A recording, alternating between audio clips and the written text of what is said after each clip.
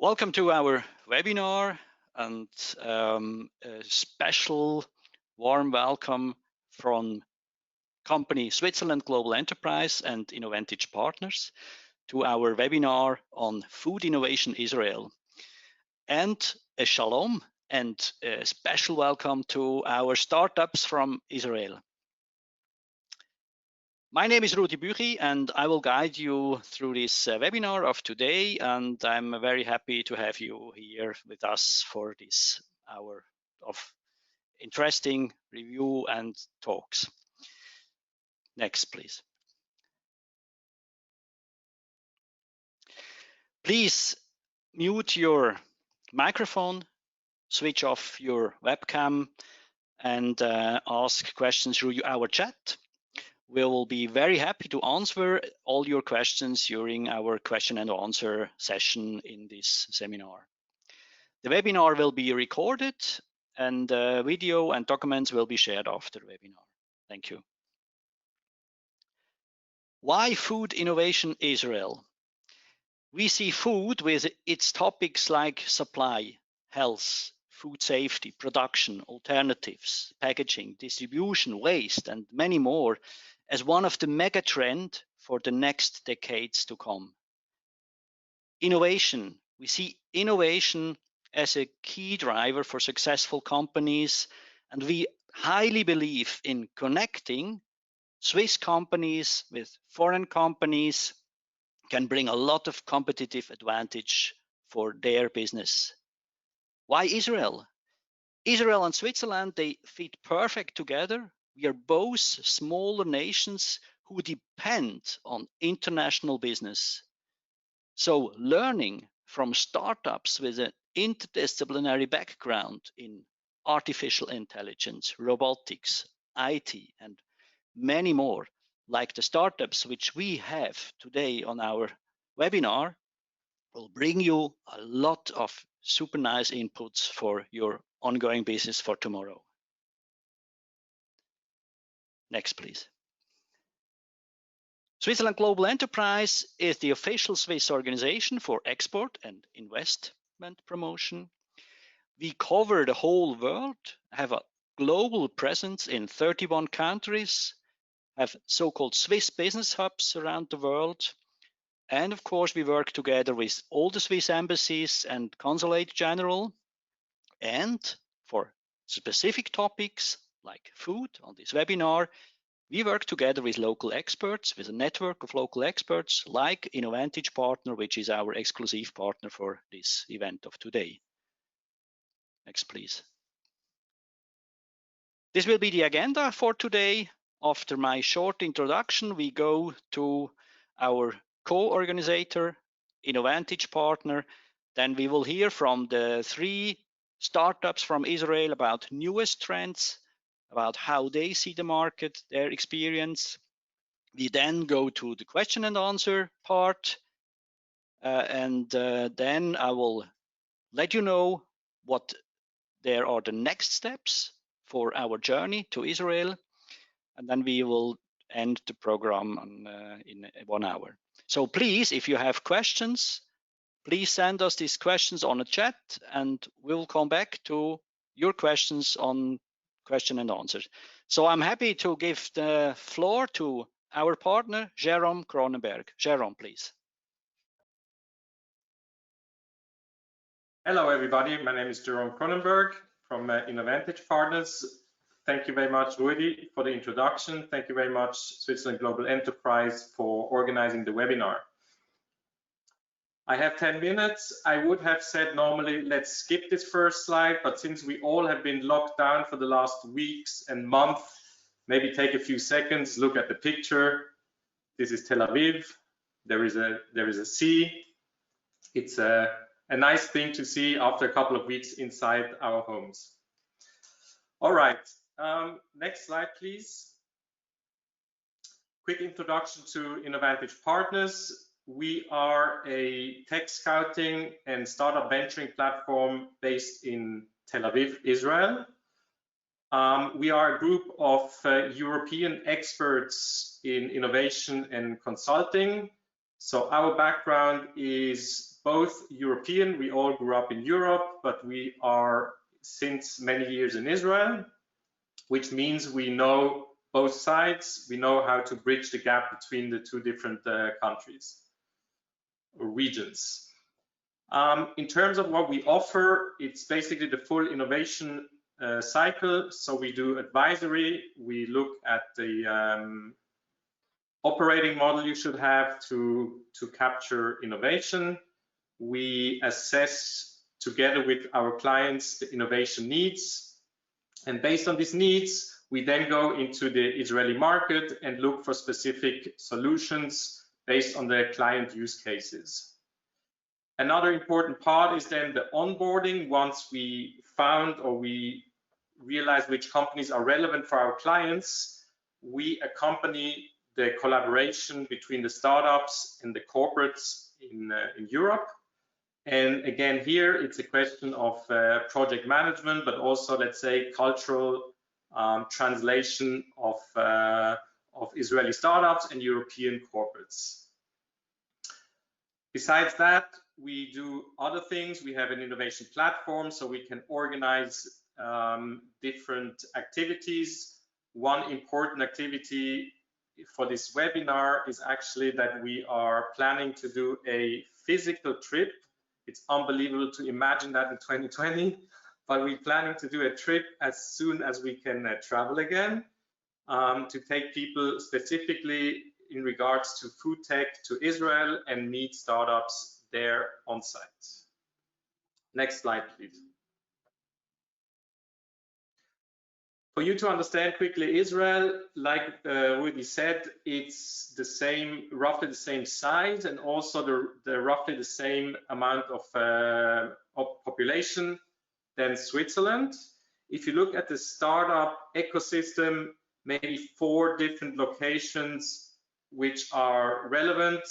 The center is definitely Tel Aviv. That's where you have most of the startups. You have important universities, but you also have a lot of the multinational corporates which find their space in Tel Aviv. So I would compare it a little bit to Zurich, which is the economic capital. Then you have different other locations. Haifa has a lot of multinational corporates which are in so-called high-tech parks. It's a cluster of companies which are located there, and they do have their R&D centers in Haifa. So, for example, Google, Amazon, and Intel. I would say Intel is very important there, and it's developed there based on one of the leading universities, which is called Technion. Then you have Jerusalem, which is a growing place. You have a lot of VCs which are there. And then lastly, you have Beersheba, which is based in the desert and is strongly developed now as a cybersecurity hub for Israel. Next slide, please. Now, we often talk about Israel and the tech ecosystem. So I want to give you just maybe 2 important numbers here. One of them is the number of startups. I think we're talking roughly about 6,000 to 7,000 startups. And the other number which is interesting in terms of benchmark is the roughly 6 billion a year based in venture capital. Now, last weekend on radio SRF, the Swiss radio, there was a show about Switzerland as a startup ecosystem. And they basically said there's a strong growth now in Switzerland as well.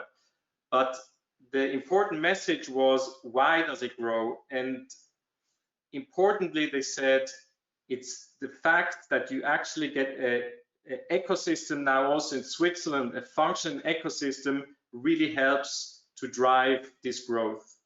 If you compare it to Israel, in terms of investment, for example, I think Switzerland is at 2.3 billion now compared to Israel, where we have the 6 billion. So Israel is still, I would say, very much established and further down the road when you compare it to Switzerland.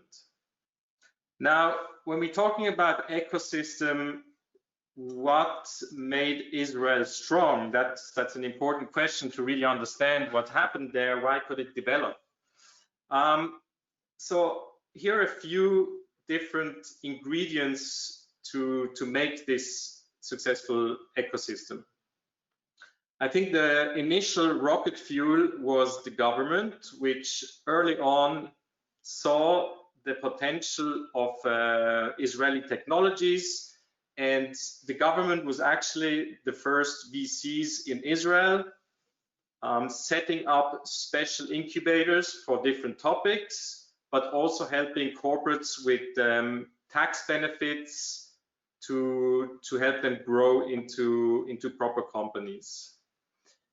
Later on, you had a lot of Israeli VCs, but by now also multinational, international VCs, of course, originally from the US, but you see more and more now Chinese, Japanese, European VCs, which have established their offices in Israel.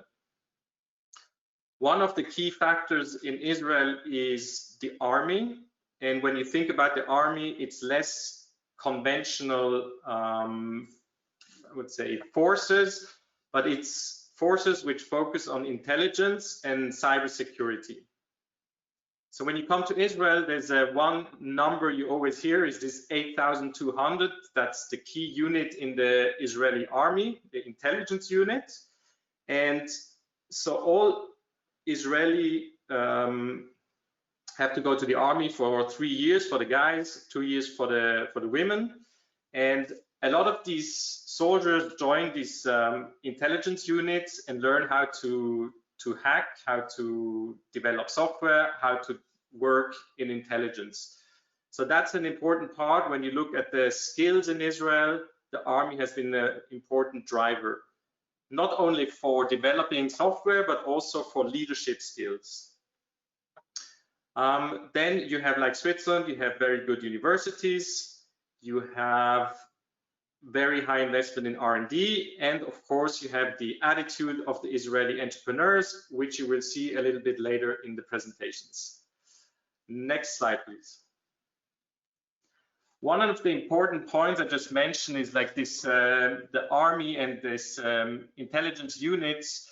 So it's a very software and technology driven ecosystem. So when you see on the left side, normally what you have all the industries where technology is developed, and you have the technologies on the right side which feed on each other. So I would say in Israel, it really is driven from technology. When you look at other ecosystems, let's take Switzerland, you have fintech, you have industry-driven development of the ecosystem, a bit more than in Israel, where it's technology-driven. And agriculture has been one of the key drivers. Next slide, please. So agriculture is important. Why has it been one of the key drivers in Israel? So Israel is, like Woody said in the beginning, it's a small country. It doesn't have any natural resources, and it's a very dry and arid region. So developing technologies for the agriculture has been very important. So higher yields, and what you probably know, or you might know, is drip irrigation. So how to bring water to the desert has been one of the first technologies Israel has developed. So you have this factor. You also have like this kibbutz, which you might have heard of, which are corporations, agricultural corporations, which have driven also these technologies. And today you have a lot of founders in the food tech, which have also the background in kibbutz. Now, in terms of the food tech landscape, you have the important clusters, I would say, is by now alternative proteins. You might have heard of InnovoPro, which together with Migros is developing products now based on chickpea proteins. You have the whole mix of health and foods. You will hear today from a great company, Dumatok, in this area. You have personalized nutrition, which has become important. You have packaging. Today we have a great company in the fields of packaging, but you also have technologies which are not necessarily food tech labeled in Israel, which can be relevant for you. So today you will hear from Pekan, another important company in this area.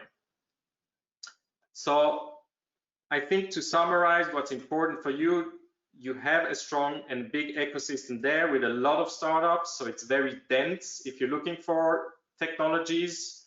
And secondly, don't only look at very specific food tech. There is lots of other technologies which can be applied on the area of food tech.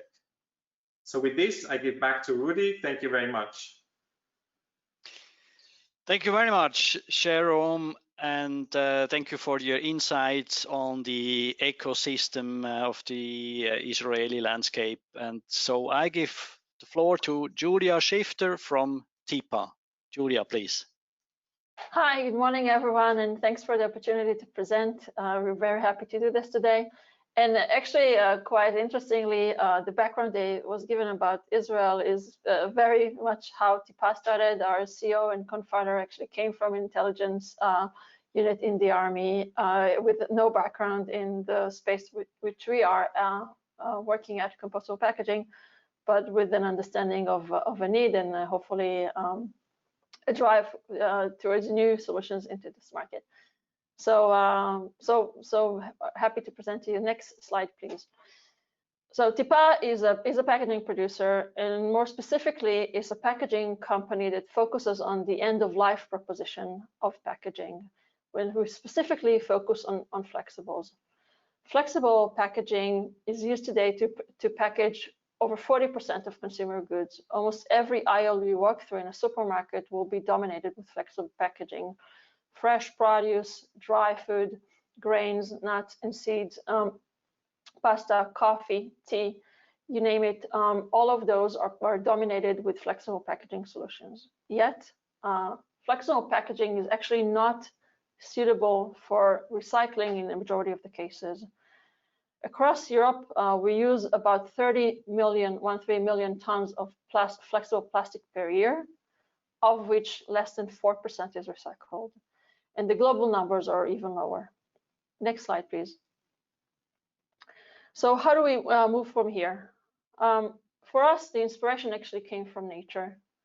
Bananas, for example, if you think of bananas, they have a natural skin that protects them, so you can consume the banana at a given point of time, but then end of life, that package of the banana is organic, it belongs to nature, and it leaves behind zero waste when it goes back into the soil. So for us, the technological quest was, how can we emulate these natural substances? How can we emulate what nature has created, a package that can endure the very long supply chains that we have today in the modern society, but yet at end of life, these packages will behave exactly like an orange peel. And this is what we've actually been able to achieve. If you can move to the next slide, please. So for us, the real goal was, how can we emulate the phenomenal properties in a sense of conventional plastic? Plastic is phenomenal. The robust properties that you get from plastic is one of the reasons that we are now suffering, in a sense, from too much plastic in a sense produced in the world, or more plastic than we can handle in terms of recycling and or getting rid of.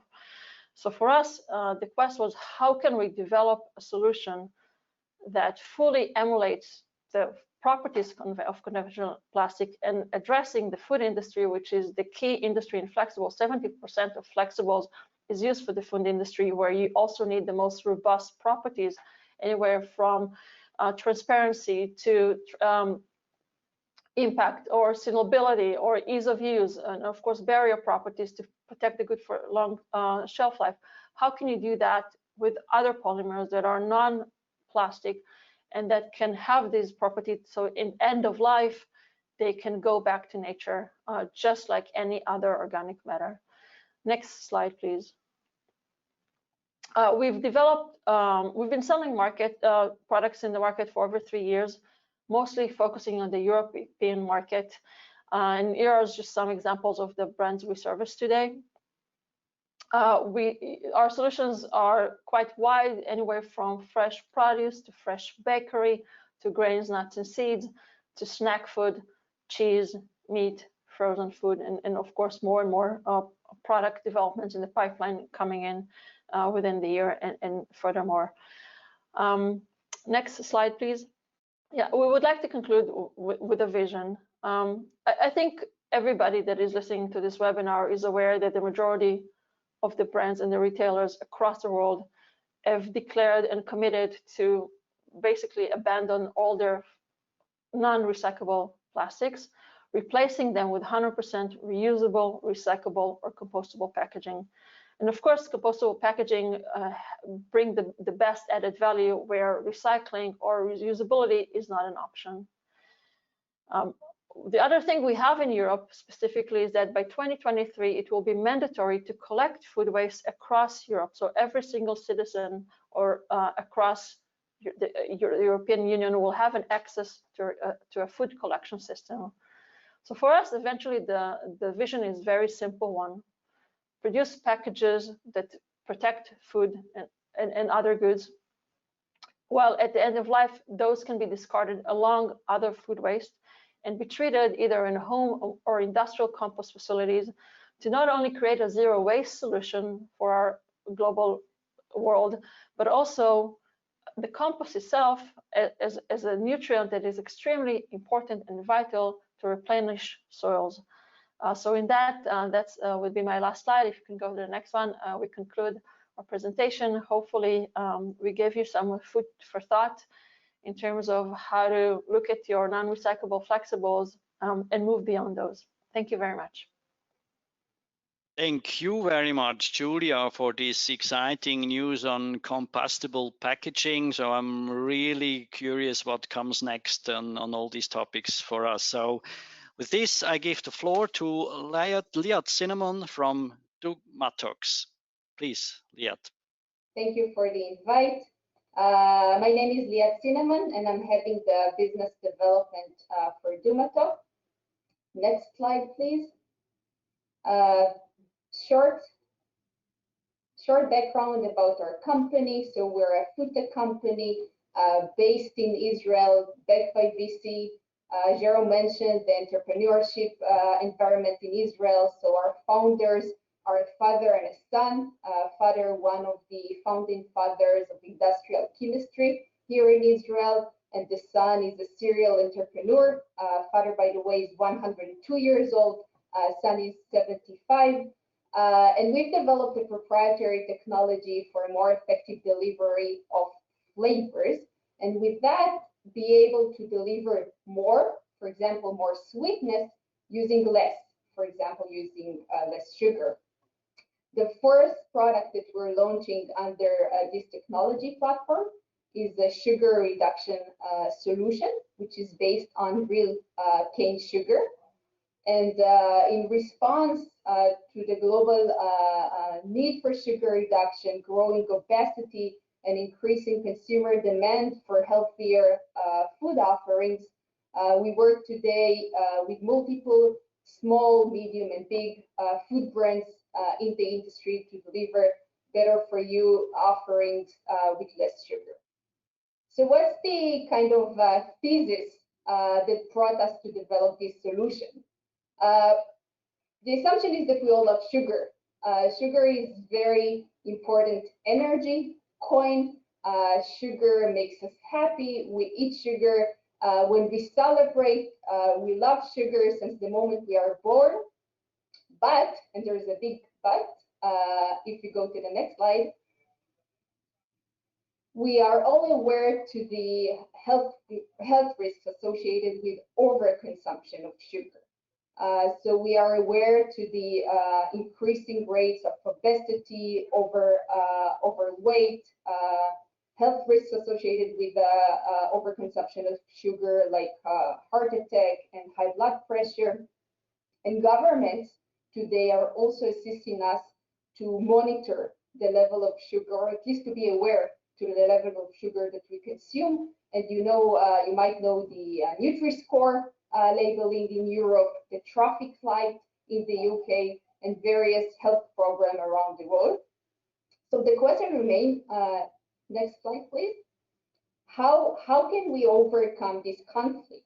We love sugar, it's so tasty, but we know that too much of it is not good for us. So how can we eat the cake and have it too? Next slide. We found a way to reduce sugar using real sugar.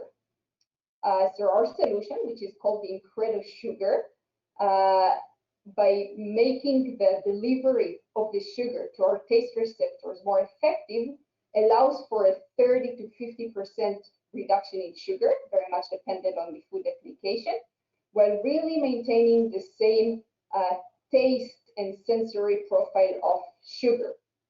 So less sugar, same great taste, and it's also a very important building block for overall better nutrition.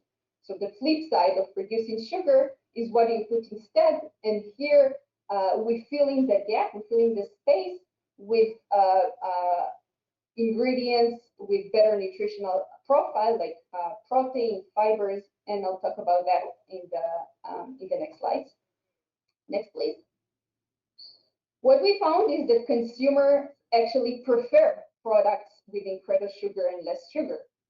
Here you can see consumer test results that were done for spreads on the left side and biscuits on the right side, where we went to consumers and asked them which product do you prefer, and you see that around 60 or even almost 70% of consumer preferred products with less sugar using the Incredo Sugar. So really, in a nutshell, how does it work? This slide kind of is an illustration of what happens when we eat regular sugar. So sugar is not very efficient, and when you take a bite in a biscuit and the sugar kind of dissolve in your saliva, only around 20% is really sensed by your receptors, while the remaining 80% or so just go to your kind of gut, and you pay for it with calories, with carbohydrates, but you don't really sense the sweetness. On the next slide, you can see what happens when we use Incredo. So what we do in Incredo is basically embedding a very small amount, less than 0.5% of a food grade mineral within the sugar crystals in a way that disrupts the structure of the crystals. So once the sugar is embedded in a biscuit, for example, and you take a bite, the sugar dissolves faster in your saliva, and more of the sucrose get to your receptors. So what we do is basically slightly disrupting the structure of the crystal to make the sucrose more available to your receptors in the very limited time that you chew your food, in the 4 or 5 seconds that you chew the food. So reducing sugar is a challenge because sugar has so many important properties in your food. It contributes to the texture and the shelf life and the appearance of the products. So with that, we're not only providing our customers, the food companies, with the ingredient itself, with the Incredo Sugar, but we also provide the recommendations how to, or with what to replace the sugar. So how to optimize for the mouthfeel, the taste, the cost even, and what to replace the sugar with. So we see in a way the use of Incredo Sugar as an opportunity to formulate for overall better nutrition foods. And in the next slide, you can see the food categories that we're focusing at today. So sugar is everywhere, and it's very tempting for us to work in many applications, food applications, but we try to focus. So most of our work today is around baked goods, cookies, biscuits, cakes. We started to do work on chocolates, sugar confectionery like gummies. And in these categories, we work with food companies to reformulate for sugar reduction, but again, developing products that are also addressing other consumers' health and nutrition interests. The last slide in the presentation is kind of sharing with you our vision as a key differentiator of IncrediSugar is the taste. As we are a solution that is based on real sugar, we really deliver the unique and loved taste profile of sugar. And as such, we really believe that over time we can significantly contribute to curbing the global sugar footprint. We are an ingredient company, so obviously we cannot do it on our own. And we constantly look for partners that can work with us to develop these better for you products and that will share with us this important mission and take us to consumer. Thank you very much. Thank you very much, Liat, for this interesting presentation on how our life with less sugar will hopefully still stay sweet. So with this, I would like to give to our next presenter, Asher Geffen from Pecan. Asher, please, welcome. Thank you very much. Thank you everyone for your time and for your attention. It's nice to meet you. My name is Asher Geffen and I lead business development at Pecan. We can go to the next slide, please. Pecan is a company that focuses on helping companies and helping brands make more use of their data to make more knowledgeable decisions, both on the manufacturing and distribution side, which we've been working with some of the main food manufacturers in the world, and also on the consumer-facing side. So both on the retail side, but also on the direct-to-consumer CPG side. The company was founded in 2018 by two PhDs from Tel Aviv University, focusing on computational neuroscience. Also, most of the company is the X8200, which I'm sure you'll hear from most of the startups in the industry. And the product that we've developed and that our customers are using is an online platform, a software as a service platform that enables business analysts to create predictive models and to create predictions across many business use cases. A lot of use cases that usually require the talent and the assets of data scientists, and we enable to the business analysts as part of the business units to create predictions that are very valuable to the business without being dependent on the central data science team. Next slide, please. The challenge that we're facing, that we're helping companies overcome, is that on the one hand, there is so much data that companies have in-house and also have access to externally. So companies know have data a lot about their customers, have a lot of data around their supply and around the customer interactions and the manufacturing, all of the CRM type kind of data and the ERP type of data, and also external data, data about weather, about pollution, about pandemic related data, and many, many more. And there are a lot of AI capabilities also out there. So one would think that companies can use all of this data and AI capabilities and machine learning capabilities in order to create more insights about what will be the volume of the orders of the retailers and of the distributors from my company as a food manufacturer, and therefore I can adjust my manufacturing plan and my stock plan in order to optimize my operations.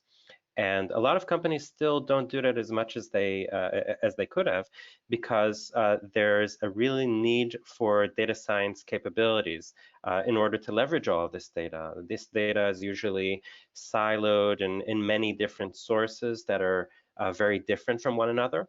The data has a lot of connections that are many times very complicated. And all of this data engineering requires a lot of very specialized talent, which is very expensive and very scarce. And we're here basically to democratize that capability. If we can shift to the next slide. We help companies very easily connect to the data sources that they have, the ERPs, the CRMs, and in a very easy drag and drop kind of interface, enable the analytic person within the business unit. So the demand planning, the customer retention, and many other, the business units, create predictive models that can answer very specific questions around demand planning, manufacturing planning, and also around customer acquisition and retention. Basically, we offer an end-to-end platform that all of the heavy lifting in terms of the technical data science part, the platform does automatically. All of the data engineering, the feature selection, feature engineering, all of these kind of more tech side, and the interface that we offer with the platform is very business-like. In order to enable the business analytics person within the business unit to create that very visible prediction of what are the main factors that are leading demand for a certain product. Looking at the next order of the distributors or of the large retailers from the manufacturer. So the manufacturer knows ahead of time to apply their manufacturing plan and their distribution plan in order to, on the one hand, meet any demand that there is, and on the other hand, not have lower the expenses of overstock and with the operational and capital expenses that come with that. So basically, we help companies both on the customer journey side and also on the demand forecasting side. So on the customer journey, which this really applies also to B2B kind of situations. So we help manufacturers understand their customer base in terms of their distributors and large and small retailers and help them increase retention.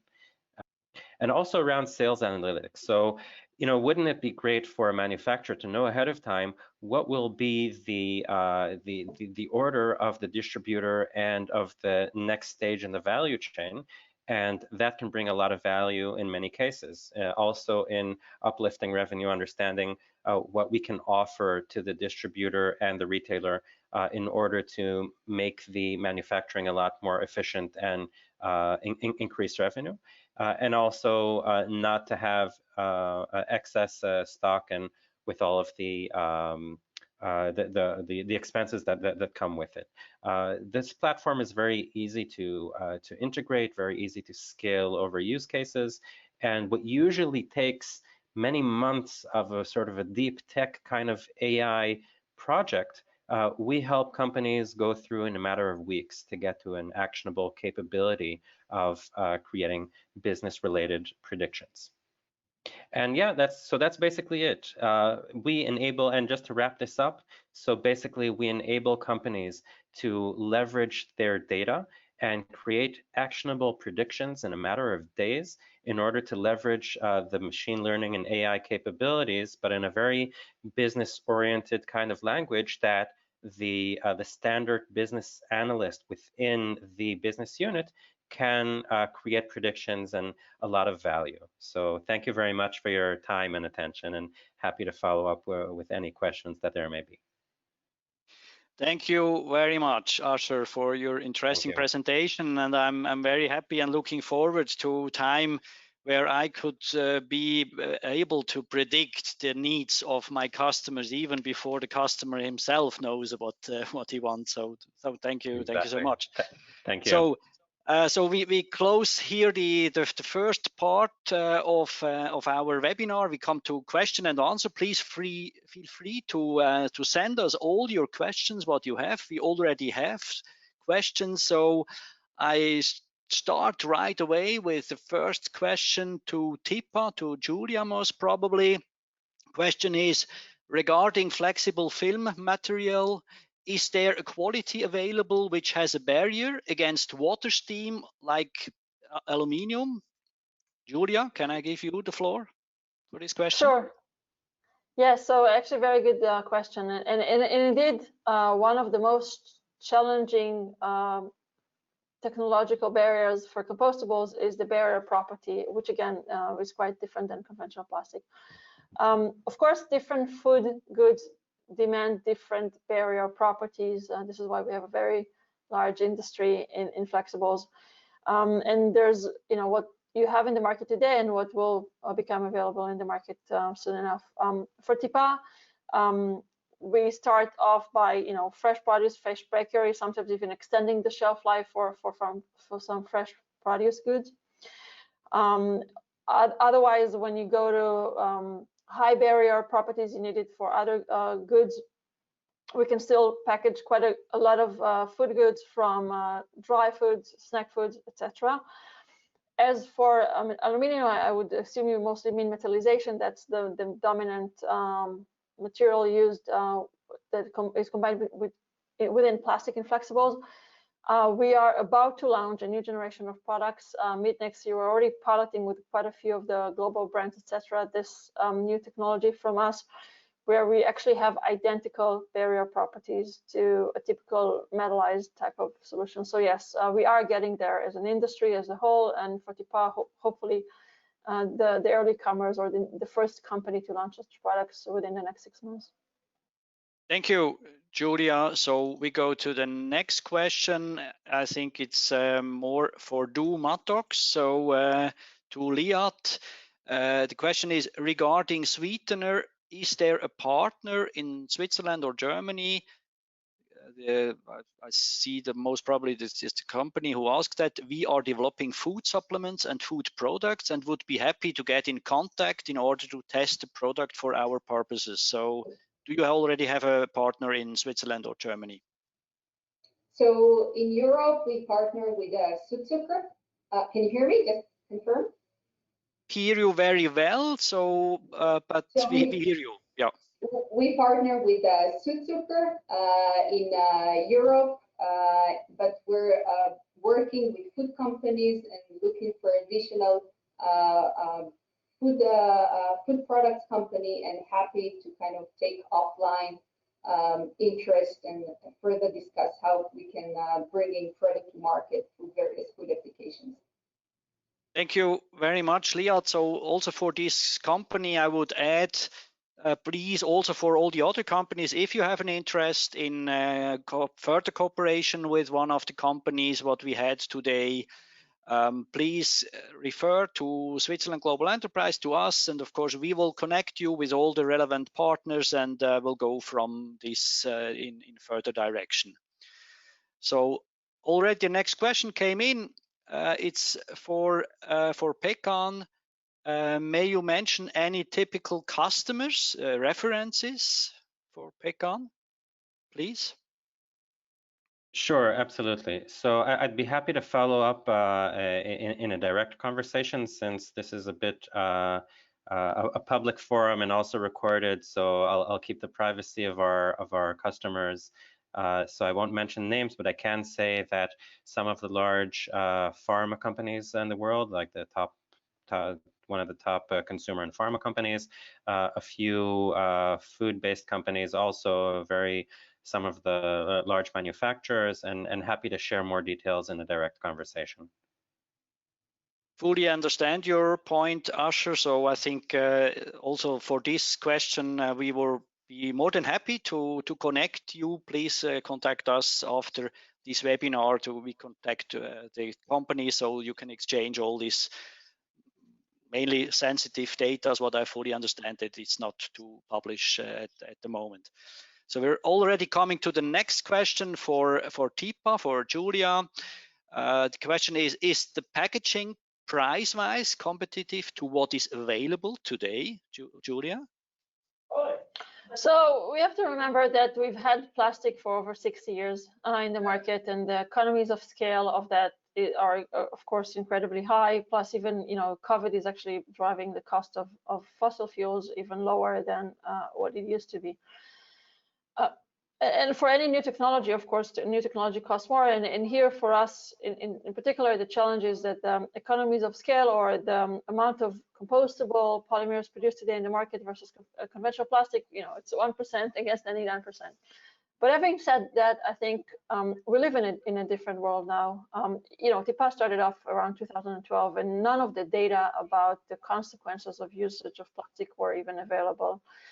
And I think we've come to the point that we are so much more aware as humanity to the consequences of plastic, which eventually comes down not only to the regulators and to the industry's commitment, but to your end consumers, and what do they expect to get. And studies that are being conducted at this point in time are just including within COVID time are continuing saying the same thing.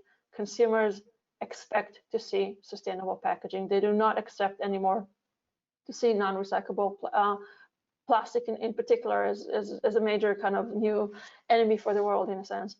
So pricing has to be benchmarked against, I think, a company's own values and commitments. It has to be benchmarked against what their consumers are now expecting from these packages.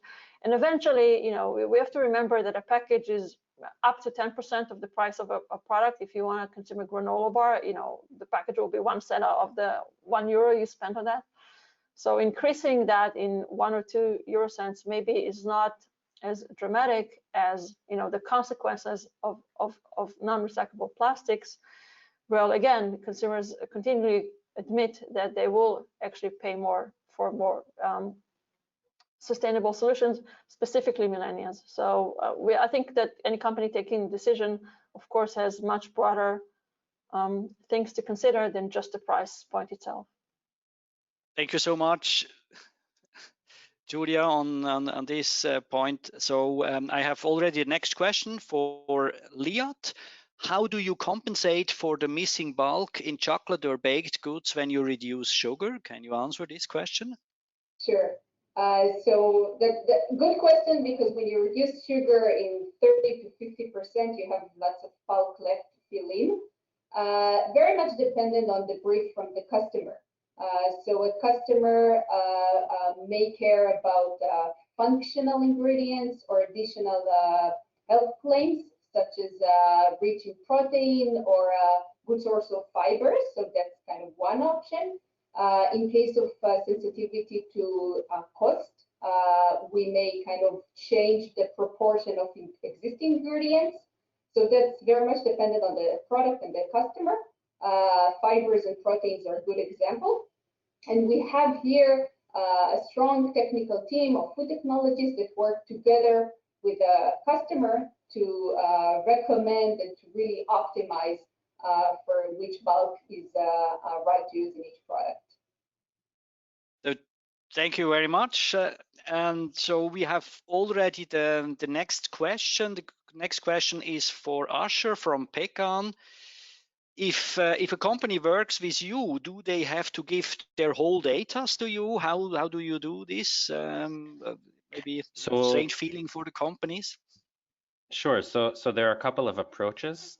Generally, we're a cloud-based company, so we have data uploaded to the cloud, which is compartmentalized only for that specific client. We're definitely operating the highest standards of security, both cyber, but also the GDPR standards and compliance. So that's one option. There is an also option to have a virtual private cloud on the customer's data set. So those are the two main approaches that we have. In any case, the data is secured either on the cloud or on-prem of the customer's infrastructure. So I hope that answers the question.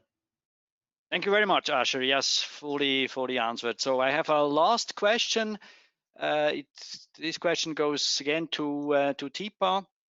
Julia, would be interesting in getting information regarding the barrier to water streams. Could you mention a little bit more on this technology, if it's possible? I'm sorry, on the WVTR OTIs, on the barrier, was that the question? The question is, they would be interested in getting more information about the barrier to water stream. Yeah. How you're doing that? Yeah. How do we do that? Not everything can be exposed, but basically, one of the key developments for us is that, as I explained, I mean, it's very technical, but compostable polymers, in a sense, do not have barrier properties, but we've been able to develop formulations in which the base films that we have already have an embedded barrier properties, which is something phenomenal. Nobody else in the market has been able to get there. And then when you're adding additional, again, compostable coatings, then you can reach eventually the barrier properties that match like metallized or other Cyoxolux kind of barrier properties in the market. So basically, this is one of the big innovations that we are about to launch in the market. Thank you very much. I think this is a perfect ending of our question and answer session. So thanks a lot to all of you to answer this.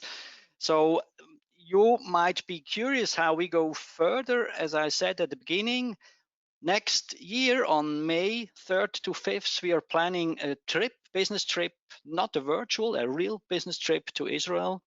We would like to connect Swiss companies together with Israeli startup companies, like the 3 companies which we learned to know today. So we have a lot of other companies. We work together, again, with Innovantage partners, with the Swiss Embassy in Tel Aviv, with the Israeli Embassy in Switzerland. So we have around 30 to 40 companies, potential companies who might be of interest for Swiss companies. So if you're interested in a particular field, in food, in related topics, please contact us. We will be more than happy to join you with interested companies in Israel. So this is the next thing, bringing you to Israel, connecting in a real life, in seeing the companies, in having visits to the companies, discussions with the specialists, meet, exchange, and learn from together. This is our offer, so please don't hesitate. If you're interested, contact us later, and we were very happy to bring you to this next stage of our Israel innovation, food innovation Israel. Maybe just one quick mention in the meantime, before the trip, we never know when it's going to happen. If you have any specific follow-ups with these companies or other topics you want to discuss, I'm currently in Switzerland, so happy to have a chat also in Schweizerdeutsch. No problem for other topics. Thank you. Thank you, Jerome. Yeah, that's a very, very good point. So I just wanted to also mention this. So please feel free, if you have more questions on today, on the companies who participated, please send us your question. We are more than happy to link you together. So we have, of course, upcoming events in different fields and countries. Please find more information on this link. We would like to thank you for your interest and participation. And we are looking forward to see you soon on our trip to Israel. And please contact us next, please. Please stay in contact. All the best. And once again, thank you very much for your participation. Goodbye.